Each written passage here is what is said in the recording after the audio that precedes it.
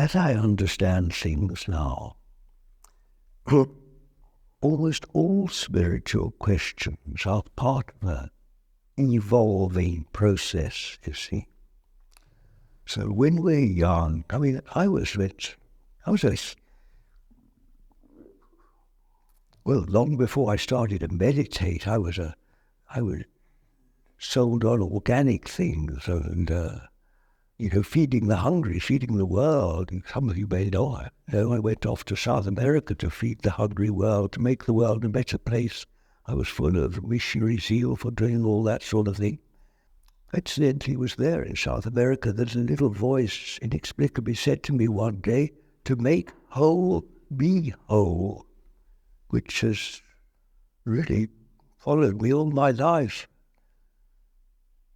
And evolving as it goes, because of course I had no idea what it was about as a young man, but it's gradually becoming clearer. And this whole question of how to share and what to do also has evolved. Like everybody, I depended on my voice at first.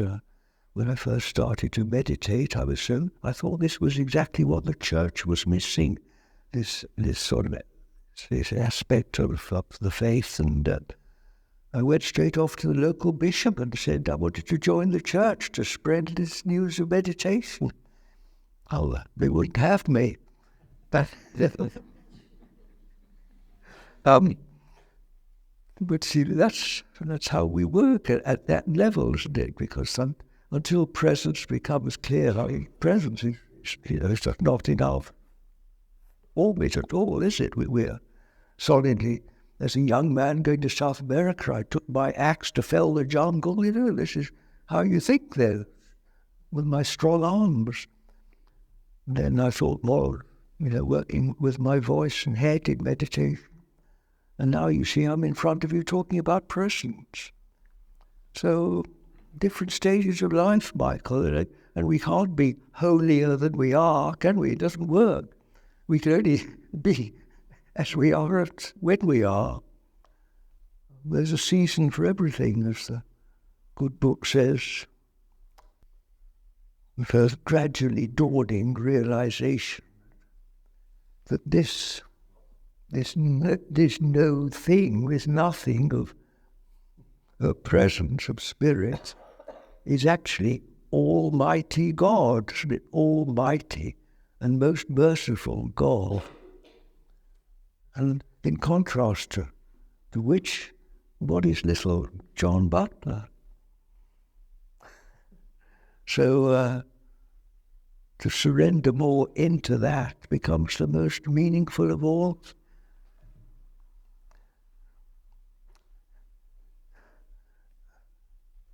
See, I think probably one of the last things we realise is that the only impediment is me. To begin with, we think it's up to me to solve the world, isn't it? And so we soldier forth with our good intentions and do what we can. And then, so too often in life, it doesn't work, does it? And we get put down in various ways. And through failure, endless failure and despair at times, we gradually learn we're not so good. We may come to cry out from our hearts, God help me. When we reach the bottom, what else? Where else can we go? I do feel life is a great school. Well, we learn by our mistakes, don't we? And we just we can't grow like little children. We can't grow up before we grow up to it. It happens in its own time. It can't be hurried. Like all nature teaches us, the harvest will come when it's ready. That's it. What can we do?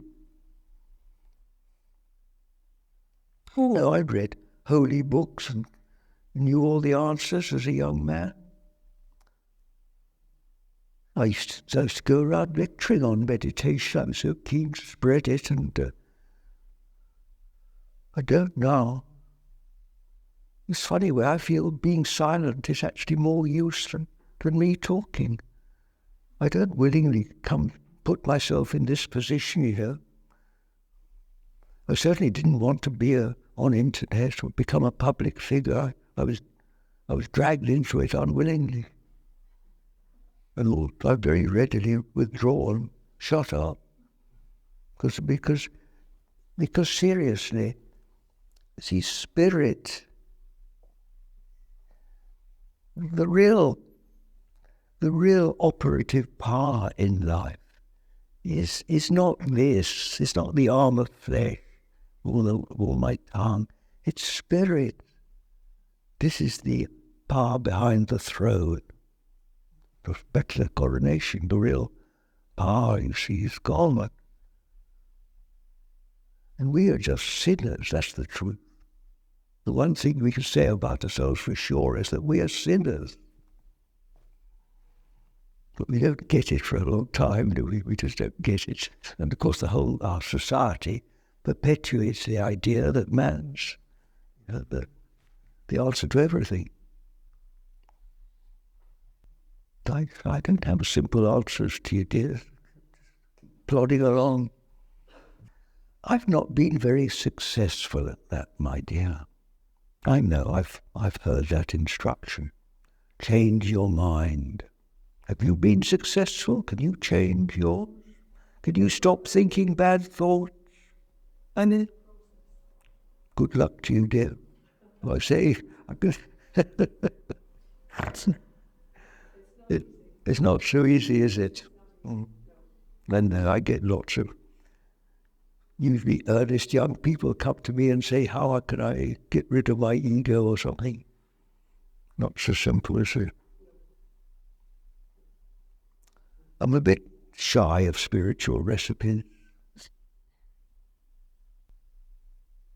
There's some very good ones, such as from Jesus, don't judge. And this is probably one of the most, if that's been helpful to me, I do try not, if I catch myself being critical, I shut up.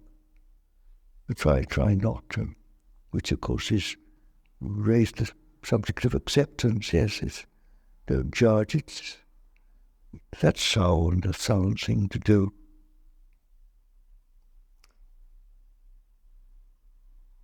And if you pay attention, it's marvelous how whatever you're paying attention to sort of rises in the status you accord it, isn't it?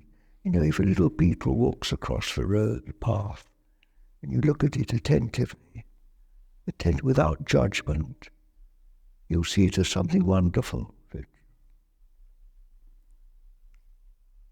And what is not wonderful when you look at it like that?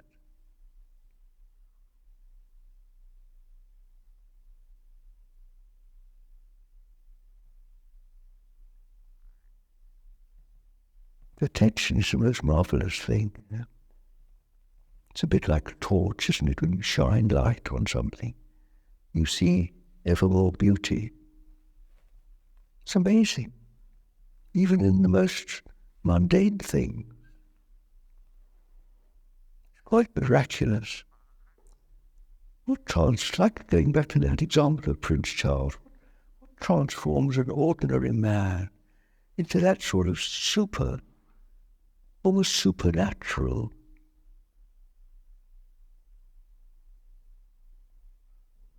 And yet the potential is in all of us, isn't it?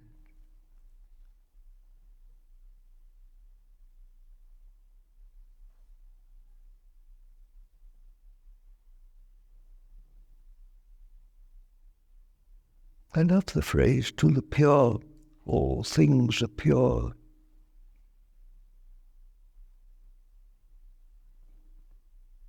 What a difference to how we normally view life. Not easy to have a pure heart, a pure mind.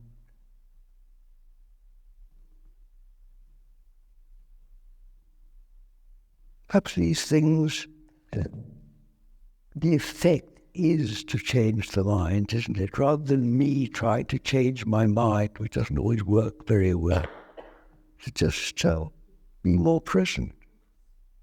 And it happens automatically, doesn't it? It's natural. Perhaps that's why I'm a bit wary of that sort of instruction. Because you may know I worked as a farmer. If there's one thing farming taught me, it was to honour nature, realise that nature knew better than I did. Dad used to say, Mother knows best, and he was right. And farming taught me that nature knows best. And see, now as an old man, I say, God knows best of all.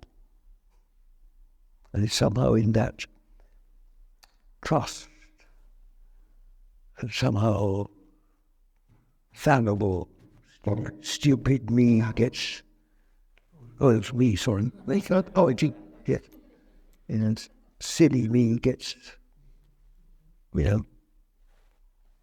put in a better place.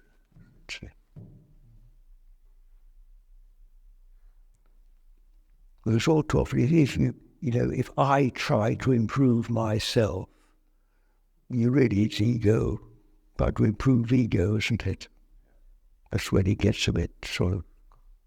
There's another very good clue, to these things. If it's complicated, it's raw. You can bet your boots. And I really love that, nobody really knows who does know what God is, what we're talking about, but one approach I love very much is God is absolute simplicity. How do we cope with it? Well, dear, I've got no easy answer. I think it's just practice, really. Practice. There's one. We've talked more about the mind, the ego, and questions of the mind. But what about this great subject of love? We're not told to think about God or know God, are we? We're told to love God.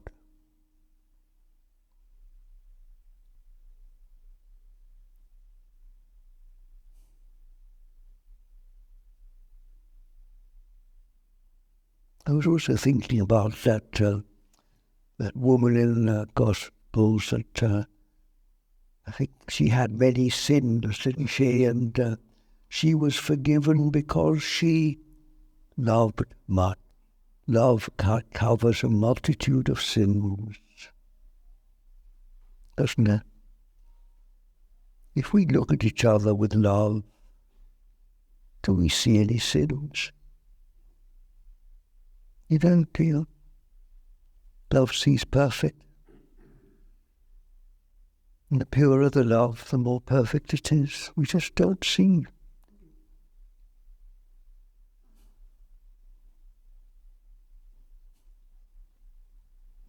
Well, maybe all we need to do is love.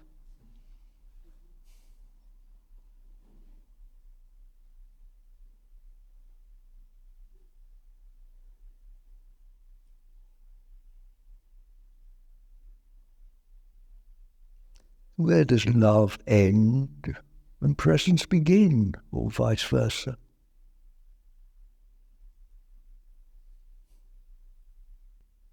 Love or peace or freedom, presence, stillness, space, spirit. Where does one end and the other begin? Or are they all the same? So we can stop where we want, really, can't we?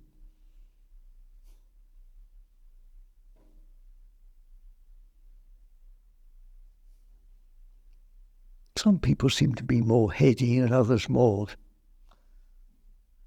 and then in the heart, well, whichever way we are,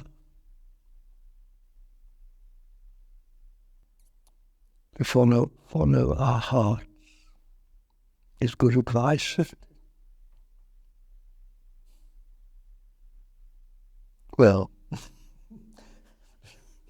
could lead to complications, but who would have it otherwise? To die for love.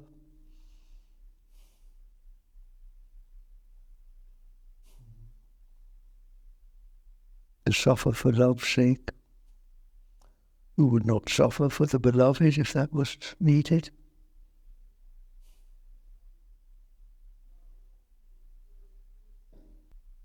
I count I was one of the fortunate ones. I suppose I fell in love with meditation when I started, really. Some do, some don't, but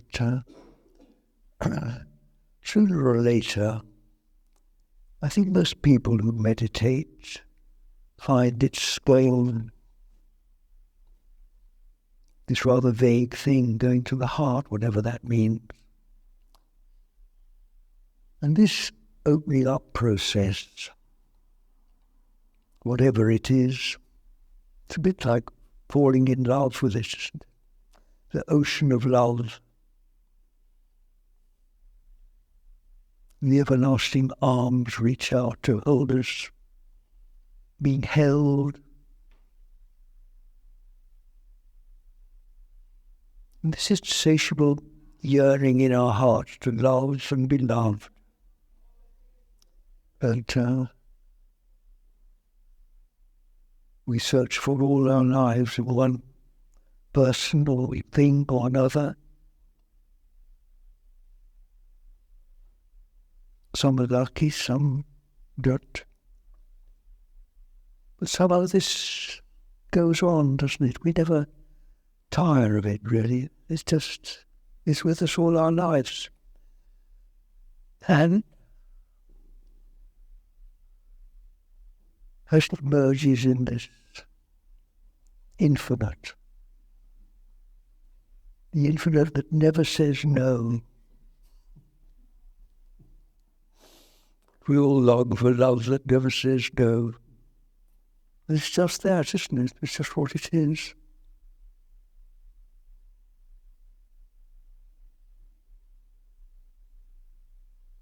Again, I say those lovely words, come unto me, beloved.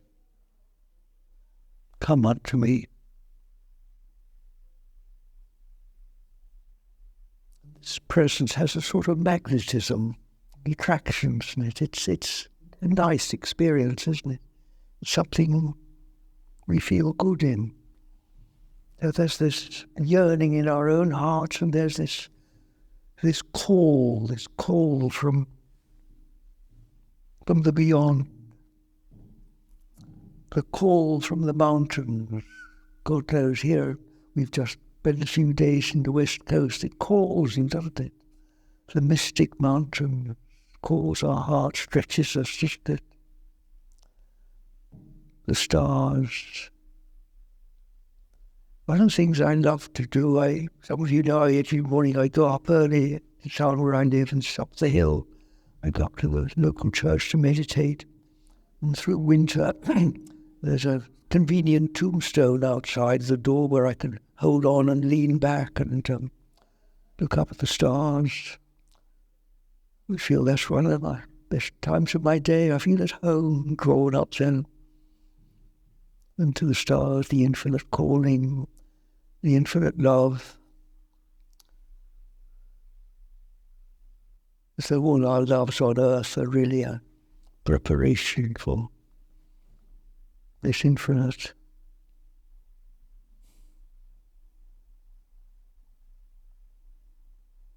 And after all, when John Butler's in his grave, and I ask you what's left? What is left? Look, if I just died in front of you here and now, fell down in a heap on the floor, what would be left? It's love, isn't it? It really is. So what's this thing we call the love of God? Isn't it just that?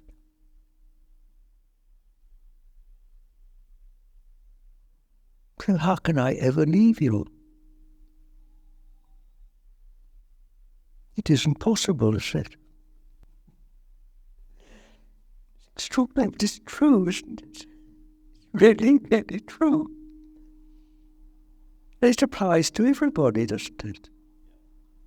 For all of you.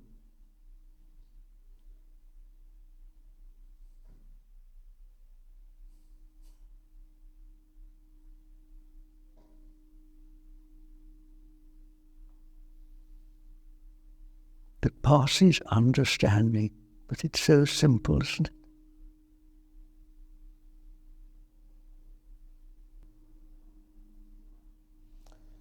So when I think back to my own life and the things I first loved, from my teddy bear to my mice and my pet rabbit,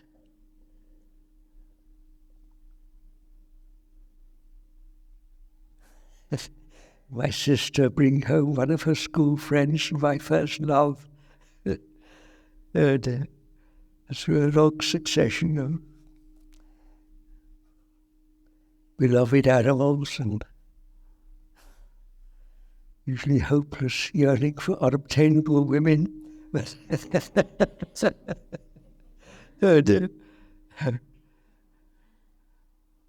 Love.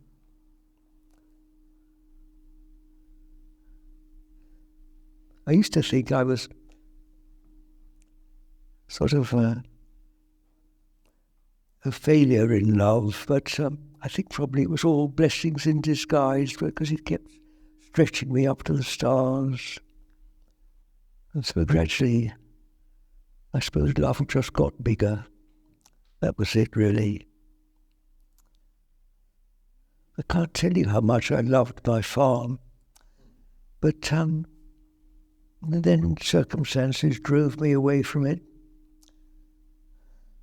And somehow love just got bigger and bigger. So I still think I'm a farmer. It's just that my farm's got bigger. It now includes, I'm not sure what it doesn't include now, really. In my good moments, I don't know what isn't loved, really. I think really there's ultimately there's nothing that's not lovable or loved, really.